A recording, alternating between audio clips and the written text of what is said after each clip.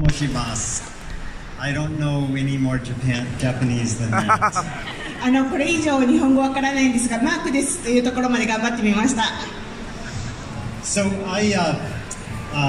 was the first editor of Make magazine from 2004 until about 2013 or 2014.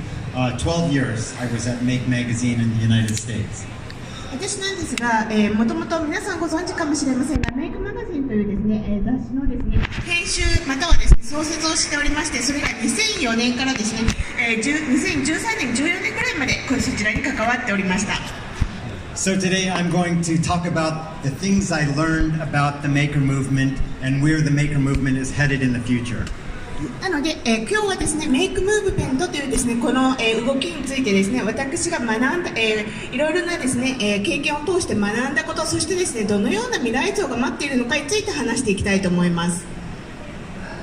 So we'll start with a story about where the maker movement came from. ではですね、このムーブメントがですね、どこから来たのか、どのような形で来たのかから話していきたいと思います。This is interesting. In 1900, 80% of people in the United States either lived on farms or they worked on farms. 非常に興味深いお話からですね、まず入っていきたいと思います。こちらなんですけれども、まずですね、アメリカなんですけれども、アメリカ1900年代にはですね、80% のアメリカ人の方が農場で働いていました。農業に関わっておりました。And just to compare, today in the United States, only 2% of Americans live or work on farms. それに対してですね、今日なんですが、農業に従事しているアメリカ人 2% のみとなっております。So, in many ways, people were makers by necessity, not for personal satisfaction or enjoyment. They had to be makers. They had no choice. この当時のですね、メーカーというものはですね、必要に追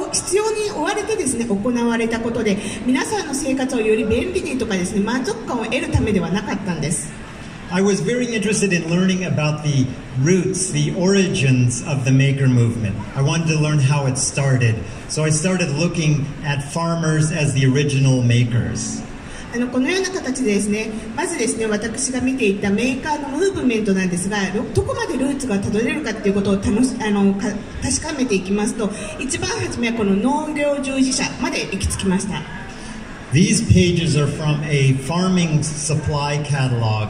from about 120 years ago. It's several hundred pages thick.And I think it probably has more things in this catalog than you could find at Tokyo Hands.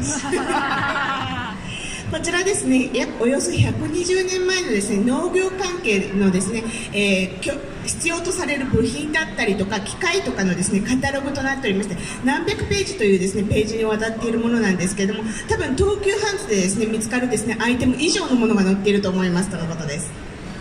Because farmers lived away from city centers, they had to learn how to make, modify, and improvise their equipment that often broke down, or they would need to make changes to it according to the seasons or the things that they grew. 実際ですね、このような農業従事者の方たちというのは非常に発展した都市部からはですね、離れたところで農業等に従事しておりました。なので実際に買ったりですね、作ってもらったですね、工具またはですね、機械といったものがですね、壊れたりとか、シーズンによってうまく使えなくなった時にですね、自分たちで直したり、またはですね、調整したりという必要が出てきました。And so we started to see something interesting happening.Around the early 1900s. This is a man named Hugo Gernsback. He is known as the father of science fiction. He's the creator of an amazing science fiction magazine called Amazing Stories. こちらなんですけど、皆さんご存知か分かりませんが、19世紀に生きてらっしゃったヒューゴ・ガーンズバックという方で、こちら SF の父とかでですね、呼ばれているですね、方で、アメイジングストーリー等のですね、有名な出版物の編集に関わった方でもあります。Hugo Gernsback understood that these farmers who had developed a set of skills to be very handy at making things would probably also like to make things just for personal satisfaction. So he created a whole series of magazines that you can see here to appeal to those kinds of people who were very good at making things. こちらなんですが、先ほど私が申し上げた通り、いろいろなですね、パーツ、機械といったのはですね、農場の方たちが必要に応じてですね、便利さを追求したりとか使い勝手をですね、良くするために作られていきました。一方でなんですけども、同時期にですね、個人的な満足感を得るためにですね、趣味のレベルでですね、このようなことをですね、作っていこう、何かを試していこうという方たちがメーカーとしてですね、楽しみ始めたので、こちらに見ていただきますと分かる通り、複数のですね、雑誌がですね、発行されている、刊行されているのがお分かりいただけると思います。This is actually a picture of Hugo Gernsback in probably the 1930s, and he has a remote control and he's controlling a very tiny television set picture. That little hole there is the television screen. こちらなんですけど、1930年ぐらいにですね、ヒューゴがですね、実際に、ちっちゃなですね、テレビとですね、それのですね、リモコンを使っているシーンをですね、再現されている写真だと思います。And here is Hugo Gernsback with a very early virtual reality headset. It's actually a television. こちらですが、ヒューゴ・ガーンズバックですね、見ているとですね、実際かけてるのはテレビグラスと呼ばれるものなんですけど、バーチャルリアリティのマシンと非常に近しい感じがすると思います。So I was interested in these magazines that Gernsback created, and so I took a look at this magazine, The Electrical Experimenter, and you can see that the projects in this magazine that are over 100 years old look like the things you would see today at Maker Faire Tokyo. It's pretty amazing. こちらなんですが、実際にですね、エクスペリメンターといってですね、ガンズバックがですね、出版していた雑誌となっております。今およそですね、この出版物が出されたところからですね、100年が経っておりますが、今日の東京、同じようなですね、メーカーのですね、メーカーズのですね、イベントでどのような違いが出ているんでしょうか。And so I wanted to continue to explore this kind of history of making, and so I started looking at some of the old magazines.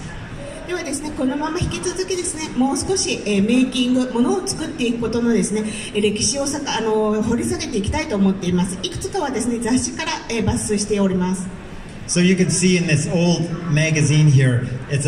instructions on building a microphone so that you can focus on listening to nature sounds at a distance. こちらなんですけれども、古い時代のですね、マイクロフォンを実際に、作っておりまして、鳥のさえずり等をですね、聞くため、または自然の中でですね、物をですね、拾うためのですね、マイクロフォン、マイクとなります。集音機となります。And so when I saw this, I said, wow, we did this in Make Magazine 100 years later. It's the same kind of thing. It's a microphone, and it's all made from parts from a $1 store. You can see a paint roller and a small umbrella and a smartphone headset. So it is a $3 or 300 yen parabolic microphone. 実際にですね、100年経った今なんですけども、100年前のものが左側のですね、雑誌の、表紙に出ているのに対して、約100年後なんですけれども、同じようなものが実際作られておりまして、実際にはですね、安く作ろうということで、実際こちら300円ぐらいで作れると思いますが、傘だったりとかスマホのですね、ヘッドセット等をですね、作ることによって同じようなものが作られております。And you can see this is called the electric dog, and it's a little robotic dog that follows a stick that has a magnet in it. こちらなんですけれども、エレクトリックドッグ、電気で動くですね、ペットという形で、マグネットが使われております。So once again, they beat us to the punch. They did this much sooner than a robot that we did. It's the same thing, but they did it a long time ago. こちらですね、実際今ですね、私たちが時々ですね、発明とかのですね、展示会やですね、イベントで見るようなものなんですが、全く同じようなですね、作用工場を持っておりまして、マグネットが使われております。And this is a little hat that has a built-in radio so that you can listen to music when you're walking around in the street. こちらなんですけど、こちらの帽子ですね、ビルトインのですね、ラジオが入っておりまして、歩きながらですね、音楽またはラジオが聴けるというものになります。And the modern version isn't really that much different. ただモダンバージョン、現代版になりますとですね、ちょっと見た目以上にですね、中の構造が違います。This is a go-kart, which was a very popular project in the United States in the 1950s and 1960s. This one is especially interesting because it is an electric go-kart and uses a battery rather than a lawnmower engine. こちらなんですけども、1950年代から60年代にかけてアメリカで最もですね、人気のあったですね、ものづくりまたはですね、ものづくりとなっておりまして、ゴーカートを作ろうというものでした。And here it is again. こちら現代版となっております。I like the way that the man here is being more safe and less safe at the same time. このような形で実際ですね、安全性を求めているがためにですね、安全な形でやっているんですけども、安全じゃない部分も出てきてしまっているですね、皮肉さが面白いと思っております。This is a suitcase-sized power cycle. こちらはですね、スーツケースサイズの、動力自転車です。And so here is our suitcase-sized power cycle. You can see that the motor is a 36-volt battery drill. こちらなんですけど、右の写真現代版となっておりまして、やはりですね、電力自転車という形で、小さなですね、モーターをですね、搭載することによって動いているというものになります。We built one of these at Make Magazine. I took it into the parking lot, and it's very powerful. As soon as I sat on it, it scooted out from under me, and I landed right on my butt. こちらなんですけど、実際ですね、このようなものを作った方っていうのがですね、いらっしゃって、パーキングの作ってですね、パーキングのところにあって、ちょっと試したらですね、かなりのですね、動力でですね、いきなり出発するような、そのようなものでした。This magazine is about teaching her wireless, and you can tell that he's very interested in teaching her Morse code. こちらなんですけれども、この雑誌のですね、表紙ページ見ていただきますと、ワイヤレスをですね、この人に教えてみようというような題名で注意を引いております。But the interesting thing is that I find that making is actually an activity that couples do together, families do together, communities do together. It should really be called doing it together rather than doing it yourself. 実際にですね、現在なんですけれども、このようなものづくりといったものはですね、カップルだったりとかコミュニティまたは家族レベルでですね、皆さんで楽しんで、どちらかというと個人でコツコツやるよりもみんなでやろうという形のことがよく見られます。So we saw this rise of making more and more popular, but all of a sudden something happened around 1970 or so, and we started to fall in what I call the dark ages of making.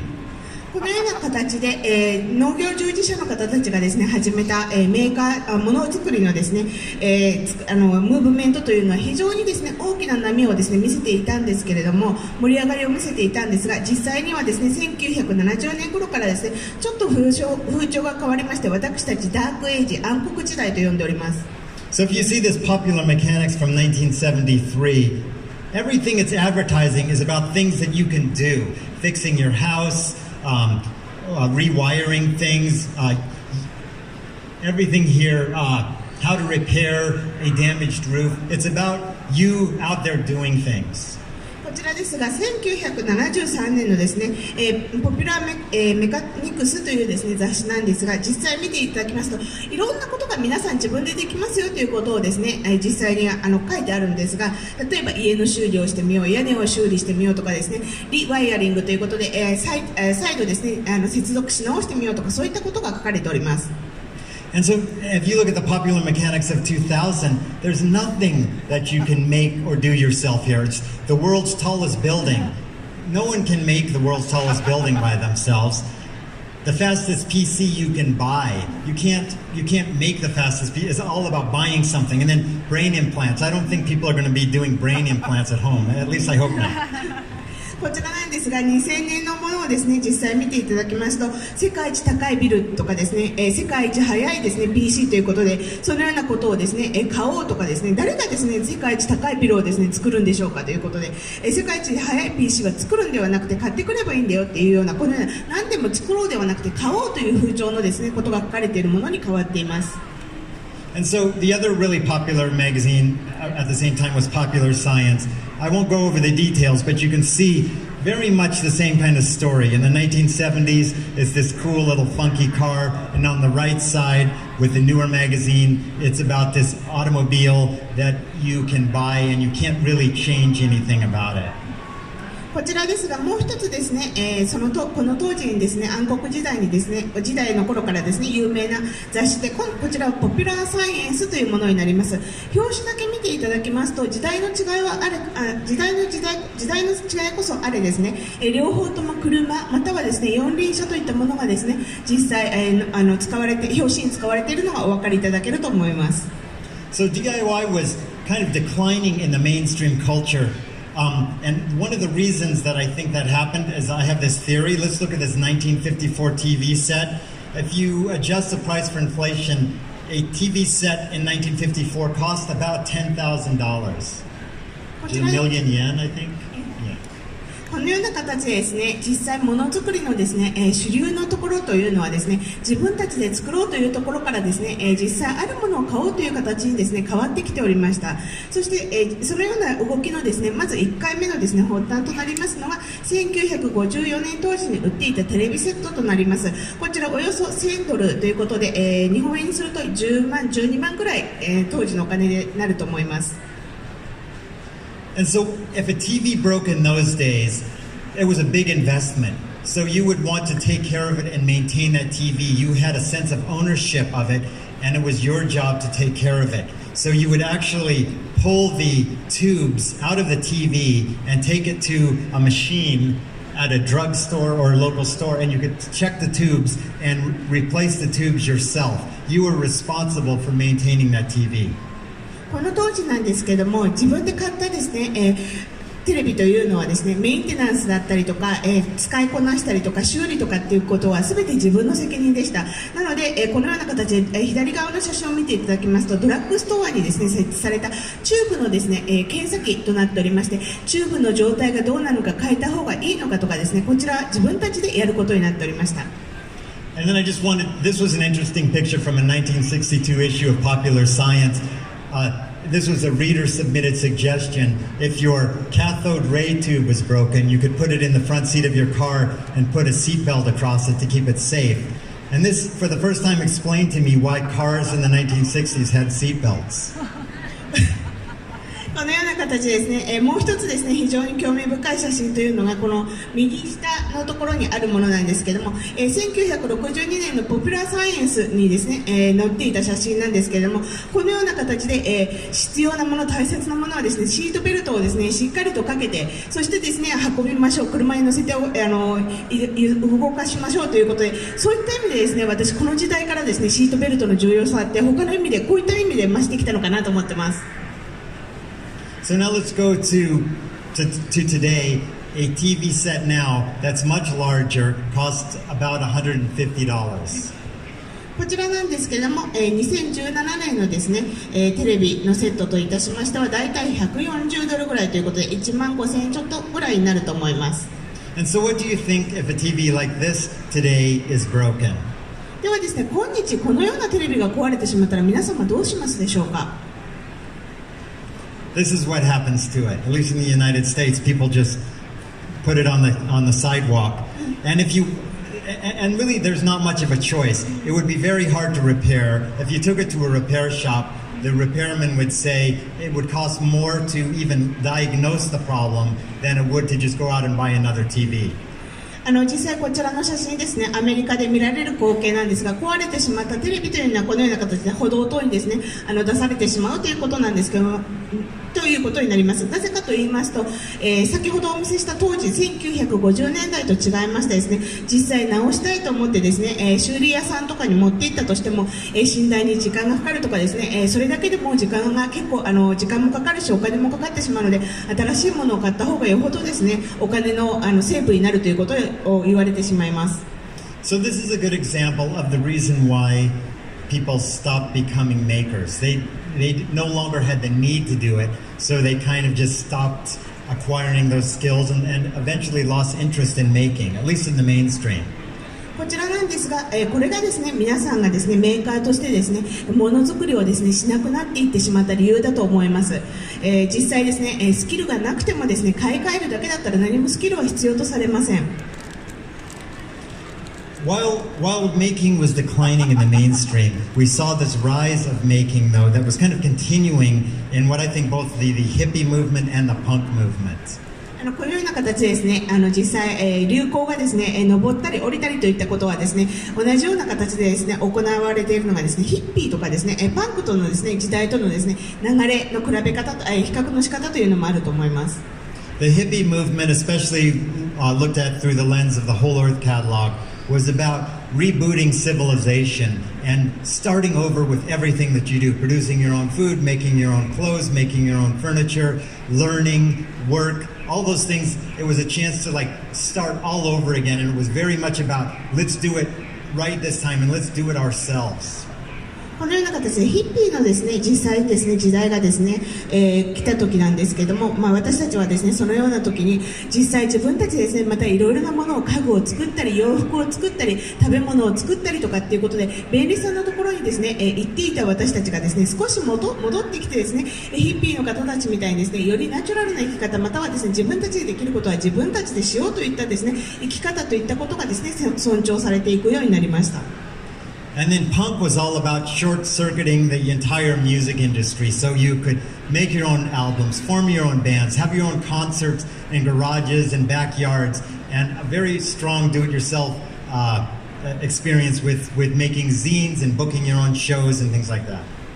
パンクなんですけども、こちらもですね、自分たち自身のですね、コンサートをですね、楽しく自分たちでですね、しっかりとプロデュースしようだとか、どのような形でですね、バックヤードでですね、動くのかとかですね、ジーンズを履いてジーンズが自分たちの服だとかですね、そのような主張が出されておりました。And then the zine movement in the United States during the 80s and 90s was another huge influence on the maker movement as well. It was the idea that you could make your own personal magazine about your own special interest and share it with other people around the world who shared that interest with you. And here's a few examples of zines from my personal library. こちらなんですが、ジーンズとですね、呼ばれるですね、ものなんですが、日本語に直しますと、専門的ではないですね、定期的な観光物といったようなものになりまして、一種のですね、雑誌的なものなんですけども、このようなところで、自分たちが興味のある特化した分野のところでですね、そこにアイデアを載せて、そしてその興味があるものを、ある人たちがですね、世界全体、またはですね、このようなことを私やってるんだよということを発信する場でもありました。And so now we're in 2000, we're starting to see the rise of what I call the modern maker movement. And I'm breaking it up into two phases. The first phase was from about 2000 to 2008. And it was about people making cool things and sharing the instructions on how to make those things with each other. その後なんですけれども、2000年からですね、今日までなんですが、私がですね、現代のですね、メーカームーブメントというふうに呼んでいるものがあります。これですね、大きく分けますと、1期と2期、フェーズ1とですね、フェーズ2に分かれることができます。2000年から2008年までが、フェーズ1、1期というふうに私呼んでいるんですが、この1期の時にですね、人々はですね、何かかっこいいもの、素敵なもの、クールなものをですね、自分自身で作ってみよう、自分のために作ってみようという動きでした。And so then phase two is where things get really interesting, because it's not just people making interesting things, it's about makers making processes and educational systems and tools and systems and technologies to allow anybody to become a maker. Not just people who have technical skills, but anybody who's passionate about making things can kind of plug into this maker movement. And that is like their greatest achievement. こちらがですね、2期と私たちが呼んでいるところなんですが、2000年からですね、今日まで続いている動きとなりますが、こちらなんですが、実際にですね、何かかっこいいもの、素敵なものを作ろうということなんですが、メーカーの方たちがですね、そこで、やっていくことはですね、例えばどんなことをですね、教育したり、どんなツールを使ったり、どんなですね、テクノロジー、どんなプロセスを使えばですね、皆さんも楽しく作れるのかといったことをですね、皆さんと共有していこうという動きになります。なので、専門技術はですね、ないとしても何か楽しめるんだよということをですね、広めていく動きとなっておりまして、私この時代を非常に楽しく、興味深く感じております。And so what we're seeing is what I'm calling the end of organizational advantage. And so if you think of a typical consumer electronics company, they have all of these divisions here, R&D, design, all these things, very expensive, they're all tied together. But with the maker movement, makers and DIYers have actually created inexpensive DIY versions of all of these that individuals and small groups can kind of plug into and combine like Lego bricks and have their own distributed organization rather than a central organization. こちら私がですね書いてある私がですね、呼んでいるのはですね組織の強みのですね終焉というふうに呼んでいるんですが、実際このようなですね、車またはですね乗り物を作るときなんですが、もし組織上で、大きな組織等でですね作るときは、R&D、開発とですねリサーチがされですね、設計部門とかですね、試作部門とかいろんな部門に分かれてですね実際作ってきたと思います。ただ、今の動きとしましてはそのような組織の強みを使わなくてもですね、これらのですね、それぞれの部品ごとにですね DIY バージョンまたはメーカーズバージョンと呼ばれるものが作れると思います。個々の小さなですねグループがですね自分たちの興味のあるところをですね自分たちの、できるレベルで作っていこうというような動きです。And so I'm going to look at some of these end of the organizational type things here. We'll start with Web Accelerated Ingenuity. こちらなんですけども実際ですねどのような動きが起こっているのかと組織上で大きな組織がなくてもですねいろいろなレベルでですね自分たちが楽しめる自分たちが挑戦できるということで、例えばこちら R&D のレベルになりますが、実際にですねウェブがですね促進してですねウェブが、促進化をかけてくれているのが創意工夫だったりとか考案発明品をですねやりやすくしてくれているということになります。 So research and development typically would require a lot of expertise and time and expense, but the web has changed all of that. I just went onto Google Images and I typed in remote control lawnmower and looked at Google Images, and I immediately saw all of these remote control lawnmowers that people created immediately. And not only can I take a look at all of these, but I can easily get in touch with the people who made these, and more than likely they would be happy to communicate with me and share their plans and tell me how they made them to help me make one myself. こちらですね、今までなんですが組織上で R&D に関わる人っていうのはですねやはり専門的な人、そしてですね専門知識が必要だったりとか、お金もかかるし、というような形で、いろいろなですねコストが発生したりとかですね高くて、入っていくのもちょっと、敷居が高いかなっていうふうに感じられるのが R&D だったと思います。ですが現代なんですけれども、例えばですね、自分が欲しいもの等をですね Google で入れまし、Google でリサーチをかけまして Google イメージを出しますとこのような形でですね、いろいろなですね自分が興味のあるものがですね一般の方たちが作ったものもですね含めて、このような形で検索ができ発見することができます。でこのような形ですぐにですね、見つかりましたらその作った人たちにですねコンタクトもしやすい環境だと思っています。そして実際コンタクトをしてですねこれ私も作ってみたいなということを言いますと、作り方をシェアしてくれたりとかですね、このような形で私たちとですねコミュニケーションしてくれることをですね非常に楽しんでくれる人も増えています。This is a really interesting example of web ingenuity. A group of makers who make espresso learned that they could use a special kind of temperature control system to very tightly control the temperature variation in the water boiler in an espresso machine. こちらですね、R&D やはり R&D のところなんですけれども、実際、あるグループがですね作ったんですけどエスプレッソの機械、エスプレッソを作るですねマシンなんですけれども、こちら、ある一定のですね温度のところで水をですねここまで沸騰させると、非常に美味しいまたはですねこのような好みの味が出るといったことでこの温度管理をしようというようなことをですね、出した R&D の案になります。So this internet group started incorporating this temperature control system into their espresso machines, and they found that it made the best espresso in the world. And the interesting thing is that the espresso machine companies that have been making espresso machines for over 100 years never thought of this before. It took this group of distributed makers from around the world to put their heads together and experiment in a very kind of DIY, decentralized fashion to come up with this amazing innovation. このような形で、あるインターネットのですね、できたですね、コミュニティのグループの方たちが温度管理をですね、このような形で考えていったらどうなるのかということをですね、いろいろ試してこのようなですね、管理またはですね、コントロールができる、それエスプレッソのマシンにですね、適用したらどうなるのかといったようなことを考えていった結果がですね、このエスプレッソマシンにですね、投影されているわけなんですが、実際エスプレッソのマシンというのはですね、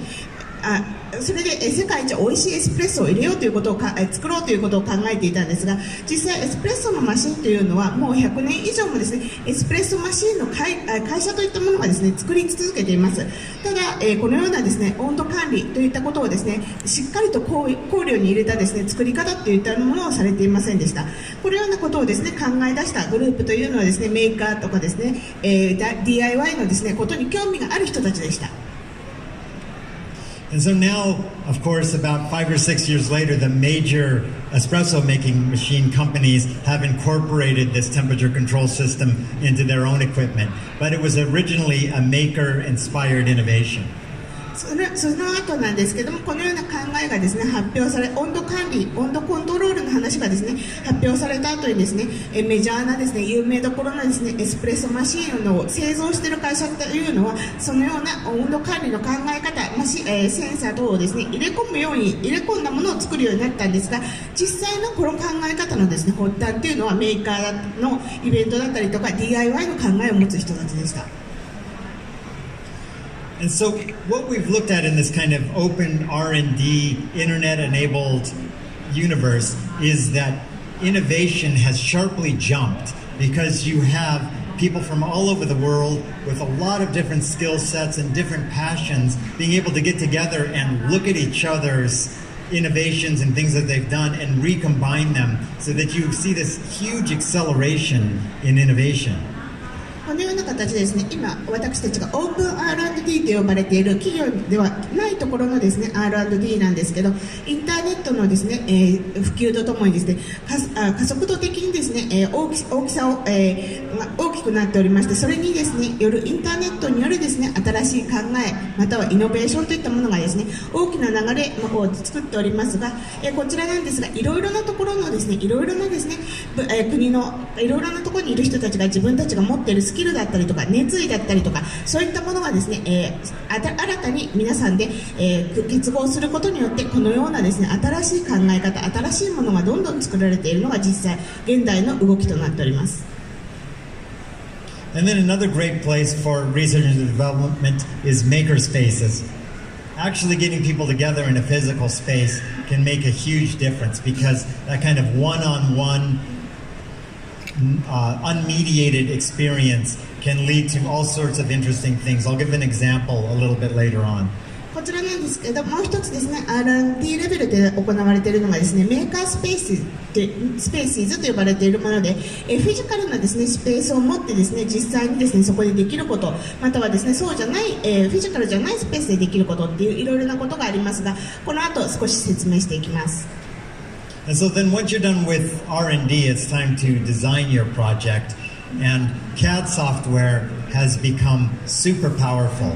I first started out as a mechanical engineer in the 1980s, and CAD software was incredibly expensive. You had to pay for it by the hour, and it was just wireframe,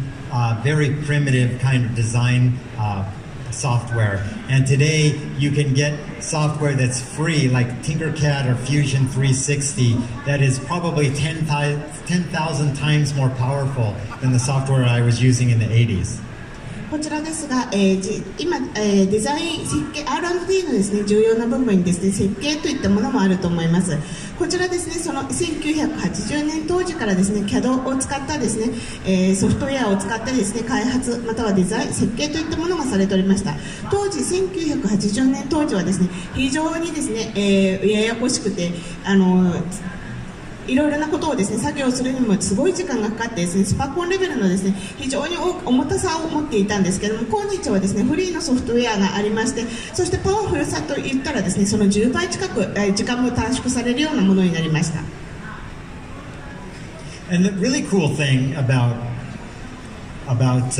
digital design is that people can upload their files to libraries on the internet and download those files and modify them so that they can print them out on a 3D printer or laser cutter to their own specifications.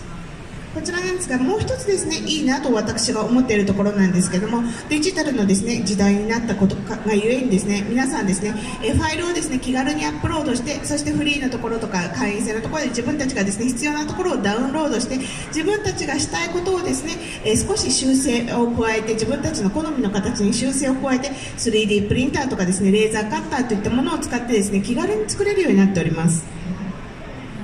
And then another thing that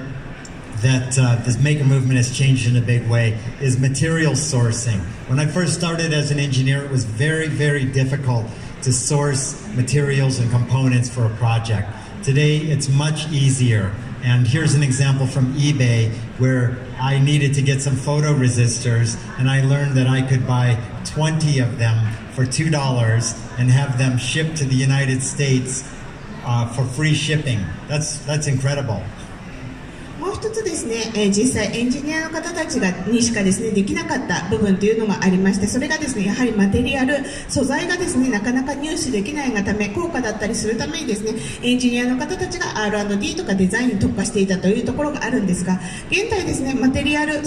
材料のですねソースとして使えるところはたくさんありまして、実際こちらですね私が撮った写真なんですけれども、eBay のですねページとなっておりまして、これだけ買えばですねアメリカにフリーの、送料無料で送ってくれますよとか、いろいろなオプションがついてですね、さまざまな、マテリアルが入手できるようになっております。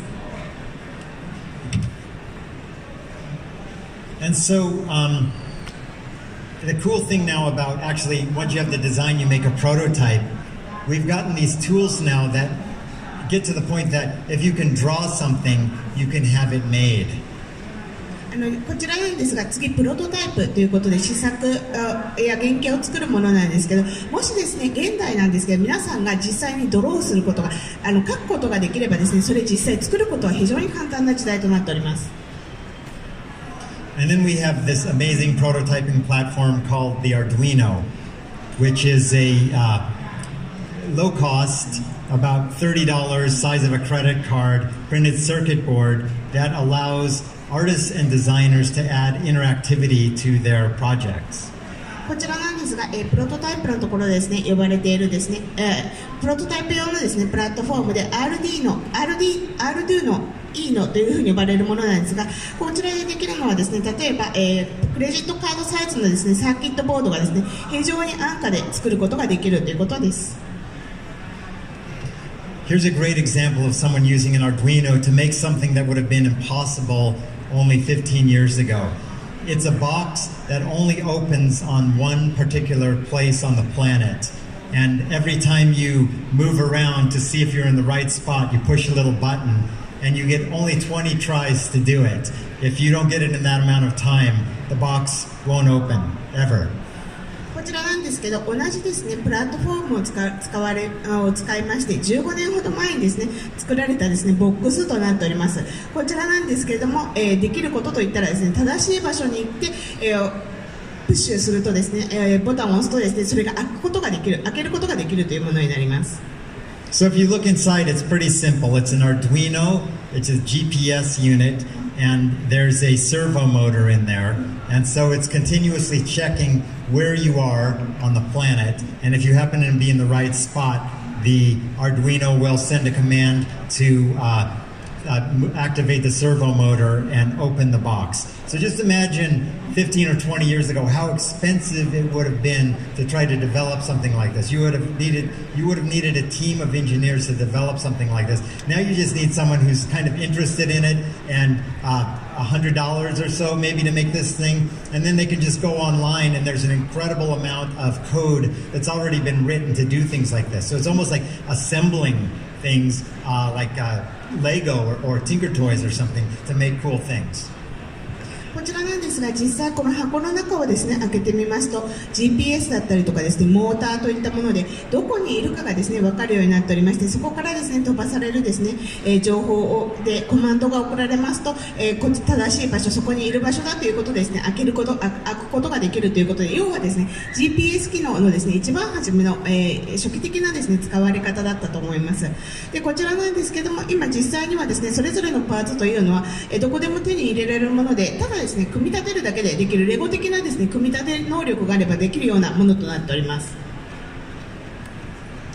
This is something that I built a number of years ago, and it's a little monkey that claps a loud cymbal, and it's got a motion detector because I have cats and they jump on the furniture and then their fur gets all over the couch. So this way, if they hop on the couch, that monkey will start clapping and scare them away.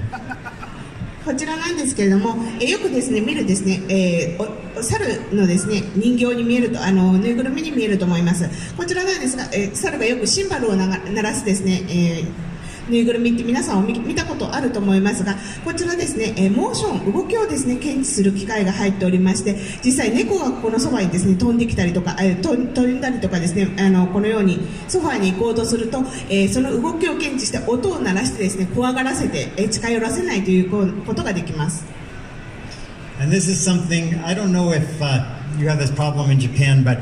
the peanut butter that we get has a layer of oil and then a layer of like solid peanuts. And if you open it up and stir it up, it's a mess and the oil spills out and everything. So this is a peanut butter mixer that I made. Every 24 hours, the little peanut butter jar rotates 180 degrees and sits there, and then the oil works its way up to the top. And after it does that a few times, the peanut butter is very nicely mixed. I think every kitchen on the planet needs one of these.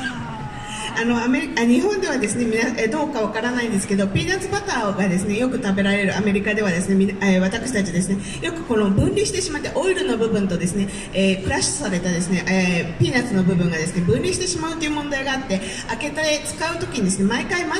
ぜなければいけないということがあったんですね。ただこちらの、ミキサーを使いますと、24時間ですねそのですね分離度が高まってきますと、こう回転することによって、その分離が行われずにですね常にいい状態のピーナッツバターがですね、保管できるということになります。And so this is the kind of thing that's like really easy to prototype and try out. I don't know electronics very well at all, but the Arduino makes it trivial to do a 24-hour timer and activate a servo. And so this kind of prototyping platform really invites a lot of experimentation and prototyping, which is a great thing. こちらなんですが、プロトタイプがあればですねどなたでもで、プロトタイプさえあればですねあと24時間タイマー等をですねつければ簡単にできるものとなっておりますので、どのようなタイミングでですねアクティベートするのかとかってそのようなこともですね設定できておりますので、本当このプロトタイプのプラットフォームといったものをですね使っていただくことによって皆さんですね非常に、開発したりとかですね、ものを作ることが身近になると思います。And then there's another great platform called the Raspberry Pi that I'm sure you've all heard of. It's a entire Linux computing system on a very small circuit board, and you can do all sorts of things. Here are some examples of a touchscreen tablet, a home automation system, a camera, and even a working mobile phone. And it's all done with this $30 Raspberry Pi as the core component. こちらなんですが、もう一つですね先ほどとは違うですねプラットフォームとなります。こちらもプロトタイプのプラットフォームでラズベリーパイと呼ばれているもので、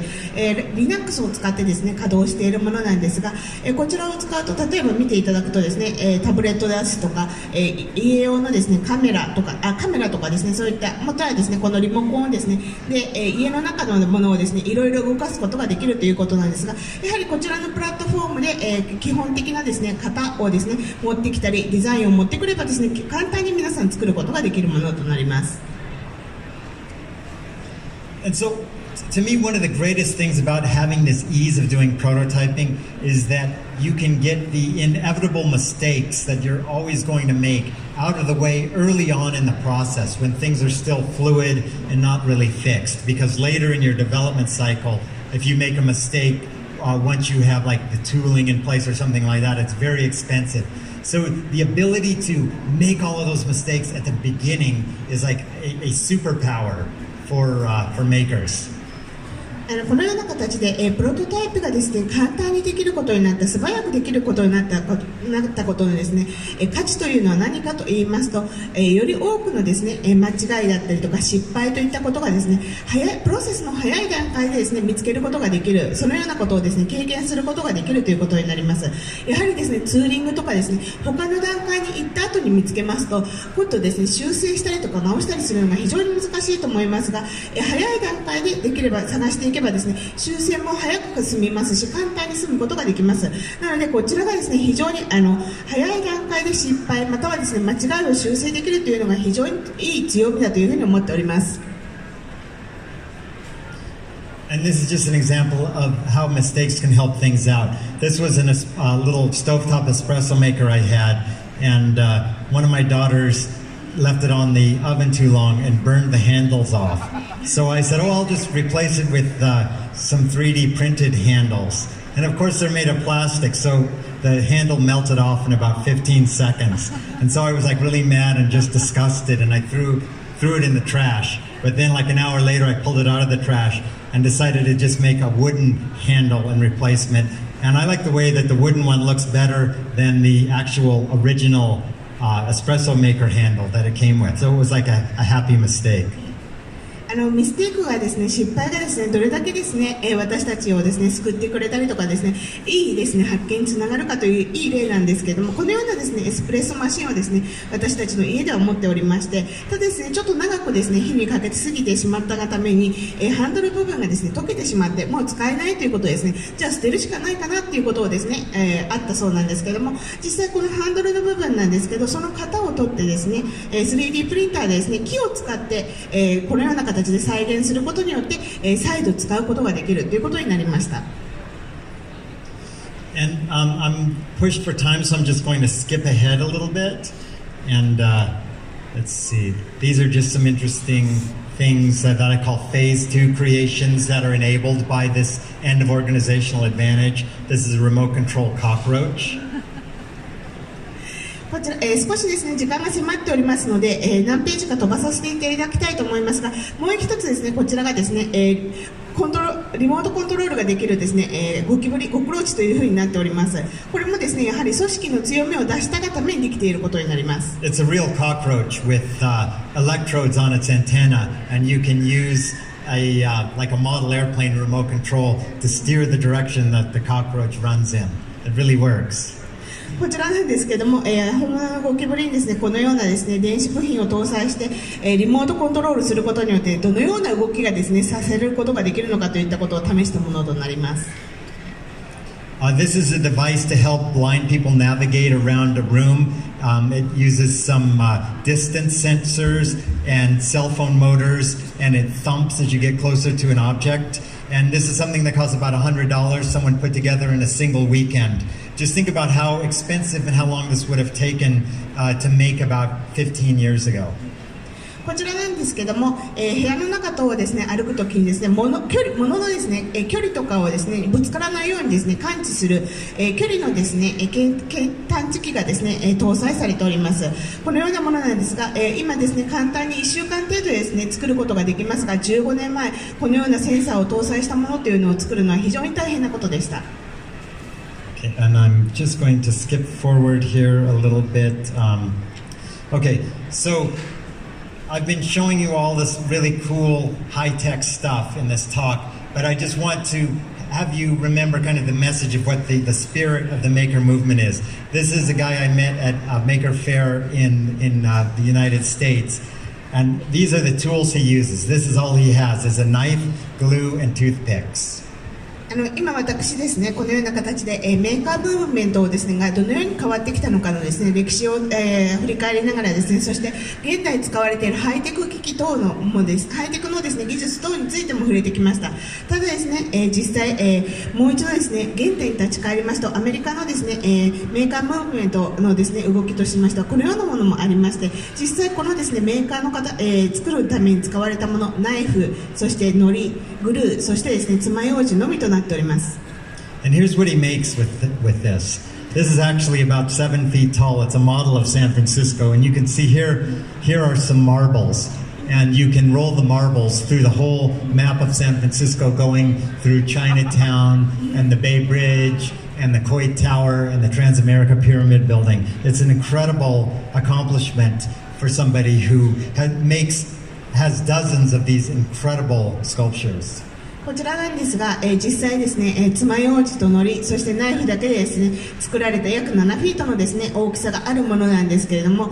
こちら下の部分見ていただきますとですね、ピンポンボールがあるのがわかると思います。これ上からですね、ピンポンボールをですね、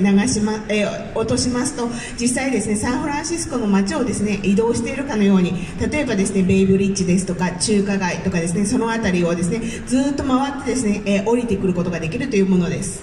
And so when I saw this, I said, Scott, I want to take your picture and show the world who you are. And he said, okay, but wait a minute. He said, let me put my costume on. And he ran into the back and then came back out. And here he is. 実際ですね、これを作ったですね、スコットにですね、スコット・ウェイバーですが、私がですね、世界ってこんなところなんだよということをですね、見せていたんですけれども、彼ですね、このような形で自分もですね、自分のですね、街を作ることができるんだということで、実際このようなものも、彼の、がやったものとなります。Alright, that's it. Thank you so much. ありがとうございます。皆様ご清聴ありがとうございました。ありがとうございました。